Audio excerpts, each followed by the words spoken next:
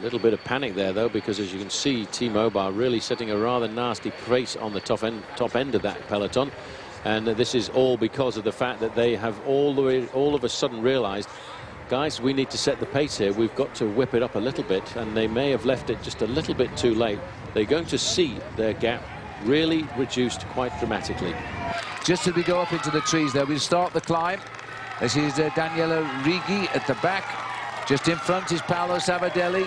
They've all made the colours known. Grifko has been very exciting. He's over to the right in the orange jersey.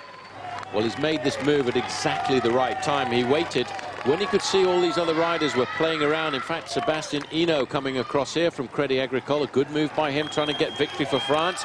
Grifko not too far back. And in fact, Sebastian Hinault just going straight by Tanking. Tanking has to dig deep now to stay in contact.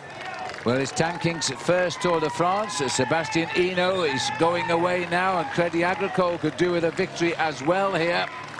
They've had some good results overall, but they haven't yet won a stage of the Tour de France this year. Only one French team has won a stage in the Tour de France this year. That's Team Cofidis. This is a very good move by Hinault, and I wonder if anybody has got the ability to respond. I'm just looking at a blue and grey jersey coming across the gap here. Paolo Salvadelli has pounced. Well, Il Falco, who goes downhills better than he goes up them in many, many ways. The winner of this year's Giro d'Italia. And that was a great race. As he now comes up, Grifko. Salvadelli is trying to move over the top and chase down the leader. Well, he's the leader. He went straight past Bram Tankink there. Let's not forget, he will be given a free hand here this afternoon, Phil, because he was in the breakaway with Checha Ribiera. He was probably told by Johan Brunel, today's the day, you can have a go if you like, because after all, this is no responsibility for you to Lance Armstrong. And look at the way he is going. Now this, when we get to the descent of this climb, you will understand why he is known as Il Falco, because he's going to go down this descent like a madman. There's the top of the climb, and then it's on the way downhill. Il Falco can use his other skill now. Hinault is sitting there. Can he work with him? Il Falco didn't offer any help, didn't want any help. He wanted the gap. He's gone over the top, followed by Sebastian Hinault. This is the counter move, and it looks as though Grifko, the legs have gone at the last minute. At the last minute, but if he can just get over the summit of this climb, he might recover. Kurt Atle Arvesen there, wearing 22. He knows this is a desperate moment. He needs to make the junction, Phil, before they start the descent, because everybody in the sport of professional cycling knows how well the man in the blue and grey jersey of Team Discovery Channel goes downhill. 3 kilometres to go. The peloton are still nearly half an hour behind all the action today. They'll have to watch it on television tonight. But as they race, there's the two leaders. Here are the two chasers, and Arvesen is driving Gerrans right up to them. He's dragging him along, but it's going to get a bit tactical now. He swung over. He said, look, you know, if you want to win the stage, if we both want to win the stage, we need to work together. Just as a matter of interest, that last kilometre we covered in 55 seconds. That's more than 60 kilometres an hour. That's around about 45 miles an hour. It's incredible, these guys producing rides like this. Gerrans has tried to do a turn. He hasn't got the power of Kurt Atle Arvesen, a much more mature and long-time professional to Simon in his first full year here. But the gap is closing down between the two. This is a 2-by-2 pursuit match, and time is running out. And look at this now. Paolo Savadelli is really shouting at Hinault, and that will have cost them 2 seconds of the lead. Down to 4 seconds now. Here comes the catch. It's going to be a fall-up sprint, this. It's all back together. There's the attack, and Savadelli has got Hinault in front and jumped him, and just in time to get on the wheel comes Arvesen. Big effort required. Well, that was a great move, but you could see Arvesen has got the bit between the teeth here this afternoon, and he is nailing back Paolo Salvadelli. Salvadelli, we just quickly there flew through the 2 kilometre to go point. We're around about 2 minutes and 15 seconds from the finish. Watch for the same move coming here from the Crédit Agricole rider, because he is clawing his way back to these 3 men. Well, this is now 4 men. Now they're going to turn off the gas and look at one another and say, OK, who's next? Sebastian Hinault is absolutely into the red zone here. He needs to slow it down and take a few deep breaths. And that will not suit Paolo Savadelli. It might help Simon Gerrans. Kurt Atle Arvesen is a very, very fast sprinter. He is, you know, it was in the sprint that he won his world title at the under-23 level of the sport, and that was way back in 1997. Hasn't had a win this year, though, and if he gets this one, he will be very happily, and that would make a great... Now, look at this move. You've got to respond to this one. Well, he's gone. He obviously doesn't think he's a good sprinter because he's using his power this time, and he may have done it right.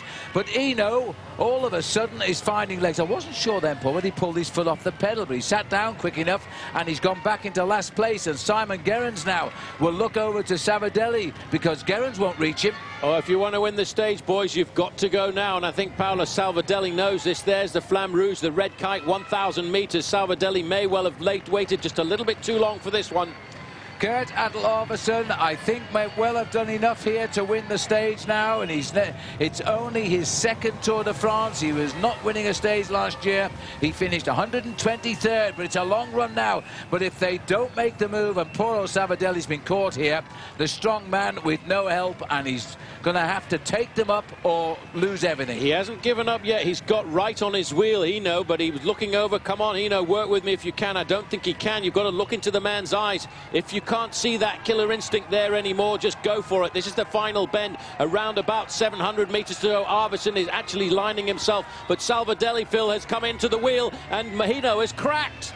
Hino has gone, he swung off, he went right into the red zone, and a big effort required by Savadelli here, but I think the driver, the Norwegian, this is going to be, and Savadelli is creeping up. He's going to try and get a little bit of respite on his slipstream, but as he comes up to the line, I don't think he's got it here. Arvesen, now he comes. Paolo Savadelli is finding the extra revs. Team Discovery get win number 2. Lance Armstrong hasn't won a stage yet. Doesn't matter, Phil, he will be satisfied with that. Paolo Salvadelli, the winner this year of the Giro d'Italia, made the comeback of a lifetime there in the last kilometre of the race. He clawed his way back to the wheel there of Kurt Attel Arvesen, waited for a fraction of a second to get some breath back, to get some oxygen back into that body, and it wasn't even a sprint, it was the fastest man who survived. Well, there comes Oscar Sevilla, probably with the man with most to gain today. We'll have to wait and see, but there round the back is the congratulations, and those who are watching Sevilla coming home as well. 38 seconds has ticked by. Celebrations will continue. Savadelli, in what is his 4th Tour de France, gets the win, and that's his first ever stage win. A few seconds only has ticked by as Oscar Sevilla comes home. This is Chechu Rubiera. Watch out for Alan Davis. Moving up in the corner there. He knows, he's looked at the road book. He knows that it's a long finishing straight, but Samy Dumoulin has managed to get a slight gap off the front, and he's being chased down by Chechu Rubiera. I'm fairly certain, though, that Alan Davis is going to wait for this and come back and get himself at least a little bit of glory, and that should be a sprint for 9th place.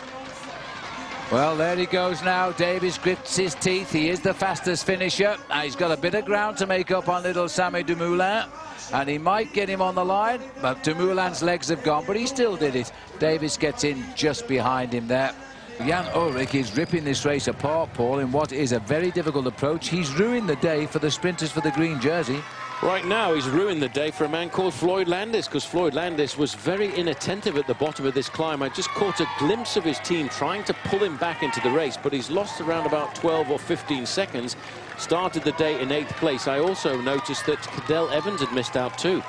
Well, here was Alexander Vinokurov, and I'm not sure he's got onto the tail. He made a terrific turn on the lower slopes of this climb, and I think he sent himself careering to the back of the group. So I think he too is dropping away. Now let's have a look at the long line. This is the race for the finish now. Well, this is Thor Hushovd in a group a little bit further back, and look whose wheel he's sitting on. Stuart O'Grady there, number 121. Those two riders locked in 1st and 2nd place in the points classification. But what they've seen here this afternoon is the majority of their points disappear. What an amazing day, and we say it every time we commentate on the Tour de France. Every day is important, and as Lance Armstrong always tells you, the race is never over till you finish on the Champs-Élysées. And today is a case in point, because Team Mobile have thrown their team lead away in the team race today. This is Cadel Evans here. Now he's still got to make up ground, but at least he's realised he's got to make up the ground, as they only need 9 seconds, and it's not the end of the Tour, of course, and so they live to fight another day tomorrow, but it's a cheeky move and a good one, and Armstrong happy to join in the race again now. Every day that goes by, it gets a little bit closer to the retirement of Lance Armstrong, and he's enjoying this last few days here at the Tour de France. He's seen the opportunity of putting down the law on the riders behind who have missed out. The top 6 in the overall classification are with him, but men have missed out. in the group behind. Floyd Landis has missed out. Christophe Moreau has missed out, so has Cadel Evans. And Armstrong, I think, this afternoon, Phil, is going to take him to the line. Well, this is only for 18th place. Point of honour, perhaps, for the Maillot Jaune of the Tour de France. What will be his 79th. They're going to have a little sprint with him. He's looking at them. He's saying to Popovic, you started up. George is right behind you. Here comes Janov to the right, followed by Rasmussen, making sure they get the same time. But look at the finish here. And this is because they know the winner of the day is Paolo Sabadell. Jaroslav Popovic, who may well be the Tour winner in the years round the corner, is coming up to the line. More important, though, the rider on the right there. The time starts now. 9 seconds. Here comes Cadel. It's going to be close. 5 seconds have gone by as Cadel races up towards the line and brings Floyd Landis with him. Little bit of bumping, but they've lost their places because it's now 12 seconds and counting. But they're only going to be a few seconds down, but they'll slip a little bit. 19 seconds on the line. Stuart O'Grady crosses it. I think he'll be just outside the points, or he might get one. Ma sì, noi non partiamo per vincere le tappe, però si va sempre forte e quando non riusciamo a lasciare andare 6-7 corridori, 8, che va un gruppo grande, cerchiamo di mettere dentro un corridore, poi se si sta bene si vince. Yeah, I tried to take it easy like I could the last few days, and because I see today could be a good stage for me, so I just played on my cards today. And the people of Jamison and Victoria, I'm sure they were rooting you all the way. Yeah, I'm sure they were. Sorry about keeping you up all late and then running third, but anyway. Great performance there from Simon Gerrans. You're his mentor. What does it mean? Oh, it's huge for Simon to even be here, let alone to you know, to be up here, a major player in the stage. It's a great story, and to get a place like this, I mean, it's got to give him confidence, and yeah, to see him ride in the future, it's going to be awesome.